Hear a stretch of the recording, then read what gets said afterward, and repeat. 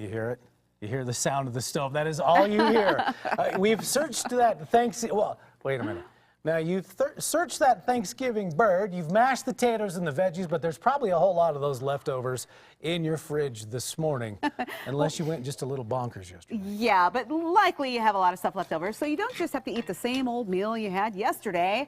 Eric Robbins, the co-founder of Uncorked Kitchen, is here with some recipes that can really kind of make all this stuff evolve into something gourmet. I mean, this stuff smells great. Really well, thank you very much. So I was going to actually talk about two different things that you can do with your leftovers. So a lot of times people spend a lot of money on their not leftovers, I'm sorry. They spend a lot of money on the products that are going into their Thanksgiving. Herbs, the turkey, the potatoes, all that good stuff. So one simple dish that we're going to start with here is a Thanksgiving leftover shepherd's pie. Okay. So shepherd's pie, classic, lamb or ground beef, potatoes, all the good stuff. It already has all the fixings. All of it. Yep. All of it. It already has all the fixings of a good Thanksgiving meal already in it. So what we have going on here is we just have a little bit of carrot, celery, onion, some of our gravy. We're going to add in a little bit of that leftover gravy, and then we have some roasted garlic in there as well. It smells so good. Do you add a little bit of oil, olive oil or anything like that? There's a little bit of oil to start cooking the celery and the onions. Gotcha. And the garlic. And then we're going to go ahead and add in all of our, well, not all of our leftover turkey, but some of our turkey. Sure. And as you've seen,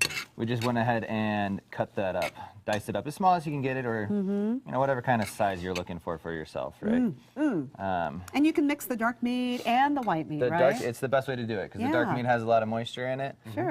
And the breast is, you know, nice and lean, but you need a little bit of extra, well, fat, let's be honest. Okay. Yeah. And what are you tossing in here? So this is a green bean casserole. Ooh. It all goes in there. This is so easy to do. So you literally, like, if you have like a corn souffle or something, or, you know, leftover just roasted corn or anything along those lines, you can go ahead and add any of those veggies into it, or peas, or to make our shepherd's pie. Yep, to make your shepherd's pie.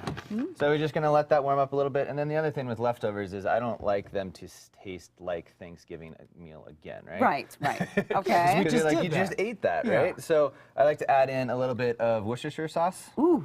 Nice. In there as well to change up the flavor a little bit. Okay. And then I do a nice heavy portion of black pepper. Yeah. A little spice. Yeah, that's really nice right there. Yeah, you're totally flipping the script on that turkey. Exactly, because I mean, it's you know, turkey sandwiches and everything, great. You still have plenty of turkey left over to do all of that. Exactly. I'm sure at least I know I do. Okay. And then the last thing we do here with this is we're just going to take some of the mashed potatoes, plop them right on top, spread it out nice and even. This is great, just like when you go down to the Irish restaurant. Exactly. Kind of have the shepherd's pie. This is shepherd's pie. Nice even layer here. And then you breathe deep and you eat it all. Well, you got to wait, Ken. You got to put on the top. Oh.